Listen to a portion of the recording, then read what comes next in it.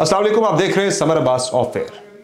नाज़रीन, अगले 14 दिन जो हैं वो बड़े इंपॉर्टेंट हैं। एक तो जुडिशरी के अंदर इस वक्त पाकिस्तान की जितनी भी सियासत है वो सारी सिमट के जुडिशरी के गिर्द घूम रही है। अब सारी पाकिस्तान का मुस्तकबिल, पाकिस्तानी सियासत का मुस्तकबिल अब अदलिया ने तय करना है, अदालतों ने तय करना है। अदालतों के ऊपर बड़ा प्रेशर भी इस वक्त आ रहा है दोनों तरफ से। दोनों तरफ से मुराद मेरी जो है वो एक फरीक है इमरान खान, दूसरा फरीक है एंटी इमरान। जो भी फोर्सेस हैं वो पॉलिटिकल हैं या नॉन पॉलिटिकल हैं, इनकी दोनों तरफ से बड़ा प्रेशर भी आ रहा है अदालतों के ऊपर।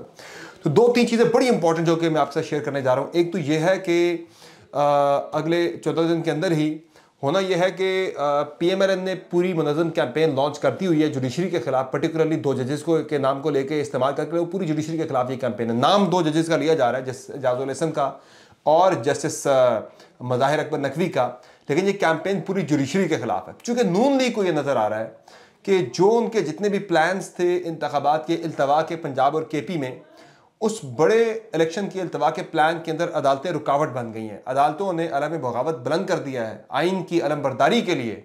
इसलिए अब वो कह रहे हैं कि हम इतना प्रेशर डालें जुडिशरी के ऊपर कि वो किसी सूरत में भी इस फैसले की तरफ ना जाए कि मुल्क में इंतखाबात करवा दें।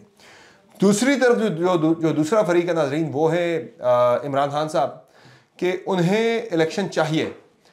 आजकल वो अदालत के सेवियर बन गए। यानी बड़ी इंटरेस्टिंग सूरत हाल ये है कि चूंकि सियासत का महवर मरकज़ जो सियासी मुस्तकबिल है मुल्क का, उसका भी अदालतें चूँकि बन चुकी हैं, तो इमरान खान साहब जो हैं वो अदालतों के सेवियर बन के, अदालतों के वहाफ़ज़ बन के अपना मतलब अदालतों के ज़रिए हासिल करना चाह रहे हैं, सियासी हदफ हासिल करना चाह रहे हैं।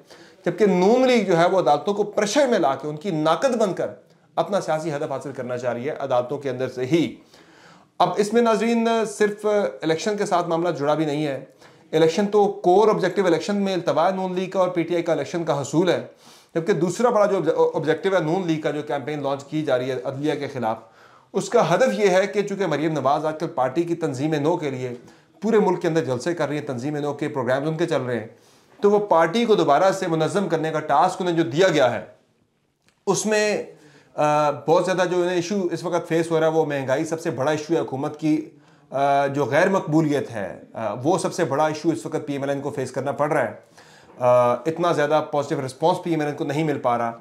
तो जो मैंने पहले बात पिछले हफ्ते भी की थी, उससे पहले भी मैं कई मौके पे कर चुका हूँ कि तीन चीज़ें जिनमें से बयानिया होता है, आपके पास कारकर्दगी होती है, या फ्यूचर का कोई प्रोग्राम आपने देना होता है आवाम को कि मेरे पास ये प्रोग्राम हम ये लेके आएंगे, आपको ये इलेक्शन के बाद हम आपको ये रिलीफ देंगे। तो ना इस वक्त कोई प्रोग्राम है PMLN के पास फ्यूचर का, ना PMLN के पास कारकर्दगी है दिखाने को, ना उनके पास कोई बयानिया है। बयानिया हमेशा बनता है एस्टैब्लिशमेंट के खिलाफ। जब आपको मुज़ाहमत का बयानिया बनाते हैं वो अवाम के अंदर उससे पजीराई मिलती है। तो अब नून लीग एक मुज़ाहमती बयानिया बना रही है, इस्टेब्लिशमेंट के खिलाफ तो बना नहीं सकती। तो रही सही कसर जो है वो उनके पास वो सारी जो है वो यानी कि फिर घूम घुमा के अदालतें ही पंचिंग बैग बनाने को रह गई उनके पास। मेरा बड़ा इस पर एक सॉलिड पॉइंट है, जो इस वक्त कैंपेन जुडिशरी के खिलाफ चलाई जा रही है PMLN की तरफ से, अगर कोई जज मिसकंडक्ट का मुर्तकिब हुआ है या हो रहा है, सुप्रीम जुडिशल काउंसिल उसका सबसे ज्यादा इंपॉर्टेंट और पर्टिनेंट फोरम मौजूद है। आइन के अंदर गुंजाइश मौजूद है, कानून आपको इजाजत देता है। आप बजाय कोई और आपके हिस्से की जंग लड़े, कोई एक नामालूम शख्स जाके, कोई एक आम शहरी जाके किसी के भी हाथ, आपको पता है कि जो आम शहरी की पटिशनें होती हैं बिल्कुल ही गैर यानी कि नामालूम लोग जो होते हैं जिन्हें कोई जानता ही नहीं होता, एक गैर मकबूल सा एक आम सा आदमी उठ के जाके पटिशन दे देता है, गुमनाम सा। जो गुमनाम पटिशनें जो आती हैं अदालतों के अंदर वो किसकी तरफ से होती हैं ये सबको पता है।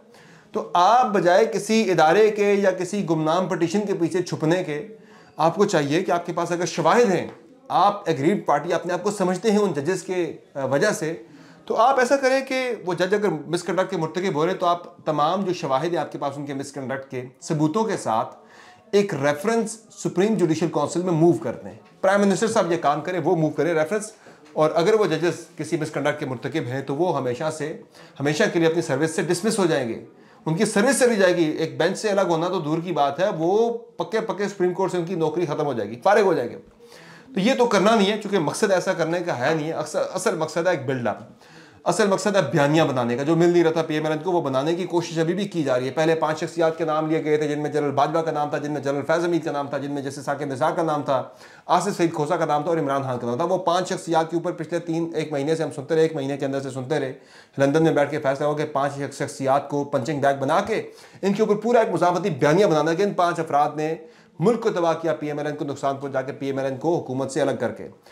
अब उन 5 अफराद में से बाजवा साहब का नाम निकाल दिया गया है, उन 5 अफराद में से इमरान खान का नाम निकाल दिया गया है, उन 5 अफराद में से अब इन 2 नाम निकाल के जस्टिस मज़ाहिर अकबर नकवी का नाम डाल दिया गया है और दूसरा जस्टिस एजाजुल हसन का नाम डाल दिया गया है। मकसद क्या है कि जुडिशरी को स्कैंडलाइज करना, इतना प्रेशर में लाना कि वो इलेक्शन की तारीख देने की पोजीशन में बिल्कुल आ ही ना सकें, वो इलेक्शन की तारीख ना दे सकें। दूसरी तरफ नाज़रीन, जो बड़ी खबर मैं आपको देने जा रहा हूँ वो ये है कि मरीम नवाज साहिबा को सोमवार या मंगल को, ये खबर मैं आपको दे रहा हूँ, मेरे पास जो खबर है, इत्तलात हैं कि सुप्रीम कोर्ट ऑफ पाकिस्तान बहुत इस बात का इम्कान है कि पीर या मंगल के रोज़ मरीम नवाज साहिबा को जुडिशरी को स्कैंडलाइज करने की पादाश में तौहीन अदालत का नोटिस जारी करने वाली है। ये इत्तलात मुझ तक पहुंची है कि इस तरह की कोई तैयारी हो रही है, इस तरह की सोच बाजार इस वक्त सुप्रीम कोर्ट ऑफ पाकिस्तान में चल रही है और कभी इम्कान है कि पीर या मंगल को मरीम नवाज को नोटिस हो जाएगा तौहीन अदालत का। उसके बाद क्या होगा, फिर एक वावेला। देखा आपने ये जज हमारे खिलाफ थे, देखा आपने जजों ने पहले भी मियां नवाज शरीफ को डिस्क्वालीफाई किया, देखें ये मेरे पीछे पड़ गए, ये नून लीग को ख़त्म करना चाहते हैं, ये नून लीग को क्रश करना चाहते हैं। असल में तो मामला वही इलेक्शन का है। फिर आपको एक बयानिया चाहिए इलेक्शन में, अगर आपको कोई धकेल भी देता है, आपको जाना पड़ भी जाता है, तो उसके लिए आपको बयानिया चाहिए, आपको बयानिया भी मिल जाए और आप इलेक्शन में जाके एक अपनी चले कोई फेस सेविंग आपको आवाम के अंदर मिल जाए कि जी हम तो कर रहे थे, हमें हटा दिया गया। तो उसमें एक और जो नाज़रीन, जो मरीम नवाज साहिबा की कैंपेन है, मैंने कल भी इस पर बात की थी कि इस पर एक जो बिल्डअप करने की कोशिश की जा रही है, जो आज मरीम नवाज ने एक जिनको बयान जिस तरह के वो दे रही हैं, PMLN को भी कहीं से बना बनाया स्क्रिप्ट आया है कि आपने इन लाइन्स के ऊपर जुडिशरी के ऊपर आपने तनकीद करनी है, शोज़ हों, प्रेस टॉक्स हों, ट्वीट्स हों, जिस तरह से जितने भी प्लेटफॉर्म्स हैं आपने उनको यूज़ करते हुए आपने जुडिशरी को ठीक ठाक स्कैंडलाइज करना है। इसके मकासद 2 हैं। एक तो ये वो कहते हैं बिल्डअप करना, पहले से एक नेट प्रैक्टिस हो रही है और एक बिल्डअप करने की कोशिश की जा रही है, पेशबंदी एक बड़े धमाके की, ये एक बड़े धमाके की तैयारी हो रही है बेसिकली।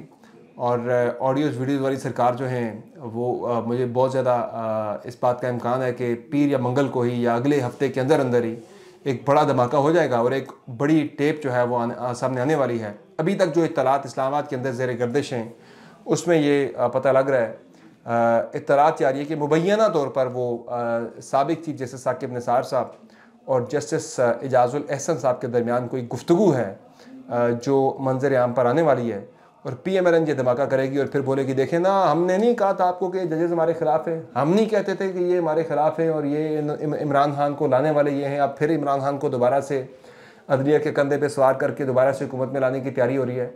तो ये बयानिया बनाने के लिए ये सारी कोशिश हो रही है और वो उस ऑडियो वीडियो टेप के लिए ये सारा बिल्डअप हो रहा है कि वो आ जाएगी और इसके बाद हम देखेंगे हमारा आज मौक़िफ़ है वो बिल्कुल सच साबित हुआ अदालतों के हवाले से कि अदालतें थीं हमारे खिलाफ, इन्होंने हमेशा हमारे खिलाफ फैसले दिए और अब भी देखें ये हमारे खिलाफ फैसला देंगे, ये हमारे मुफादात को नुकसान पहुंचाने की कोशिश करेंगे, ये इमरान के मुफादात को फ़ायदा पहुंचाएंगे, ये इमरान खान को जो है अदालत अपने कंधे पे सवार करके इक़्तिदार में लाने की कोशिश करेगी।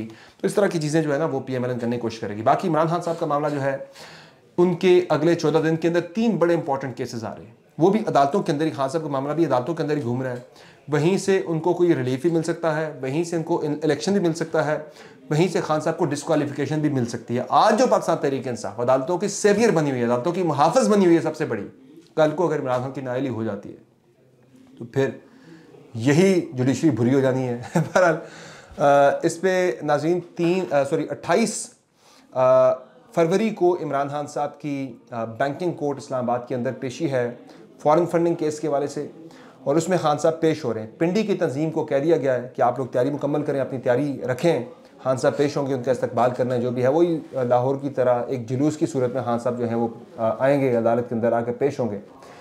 दूसरे नंबर पर नाज़रीन 3 जनवरी को खान साहब की जो हिफाजती ज़मानत लाहौर से मिली थी वो ख़त्म हो रही है। उन्होंने 3 की तारीख है इस्लामाबाद की एंटी टेररिज्म कोर्ट के अंदर, तो खान साहब ने 3 तारीख को इस्लामाबाद की एंटी टेररिज्म इंसदाद दहशतगर्दी अदालत में पेश होना है, जो एक हुल्लड़बाजी और जो एक एहतजाज का जो केस था इलेक्शन कमीशन के ख़िलाफ़।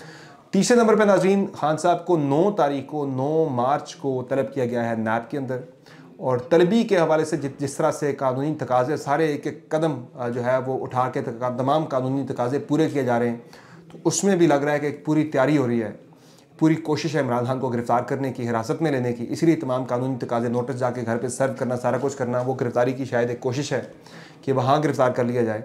गिरफ्तारी के वाले से ये 14 दिन बड़े इंपॉर्टेंट हैं, गिरफ्तारी हो भी सकती है। नायली के लिए भी बिल्डअप हो रहा है, उस पर भी तैयारी हो रही है, उस पर भी कोशिश हो रही है, बड़ी सीरियस अटैम्प्ट हो रही है, और उनके लिए भी अदालतें बहुत ज़्यादा इंपॉर्टेंट हैं। इधर भी जा सकती हैं, उधर भी जा सकती हैं। एक तरफ से फेवर में फैसला मिल सकता है तो दूसरी तरफ से आपको आपके खिलाफ फैसला भी मिल सकता है। तीसरे नंबर पर नाज़रीन जो मामला है इस वक्त वो जेल भरो तहरीक का है। जेल भरो तहरीक मेरी जो एक इंडिपेंडेंट असेसमेंट है, ये तहरीक अपने अहदाफ हासिल नहीं कर सकी। एक ऐलान था कि 1600 से ज़ायद बंदे गिरफ्तारियाँ देंगे इस जेल भरो तहरीक के अंदर, तो अब तक तो जो बड़े डिवीजन हैं जिसमें आपका KP निकल गया है, आपका पेशावर यानी कि मेन जो है आपका निकल गया, आपका मुल्तान निकल गया, लाहौर निकल गया, पिंडी भी आपका हो गया, इन जगहों से तहरीक गुजर के हो गई है। जो 4 दिनों में सिर्फ 128 गिरफ्तारियाँ दी गई हैं पाकिस्तान तहरीक इंसाफ की, जिनमें से 81 गिरफ्तारियाँ जो हैं वो हुई हैं लाहौर से और 27 गिरफ्तारियाँ हुई हैं पिंडी से, 47 गिरफ्तारियाँ हुई हैं पिंडी से। तो टोटल 128 गिरफ्तारियाँ अब तक हो सकी हैं इस तहरीक के अंदर। तो ये तहरीक अपने अहदाफ हासिल नहीं कर पाई, उल्टा नून लीग ने मजाक उड़ाना शुरू कर दिया इस तहरीक का। जिस तरह से इन रहनुमाओं की, गिरफ्तार रहनुमाओं की बाजियाबी के लिए कोशिश हो रही है। आज़म सवाती करे मैं तो मिलने गया था, मुलाकात के लिए शाह महमूद कुरैशी से किया था, मैं तो गिरफ्तारी के लिए गया ही नहीं था।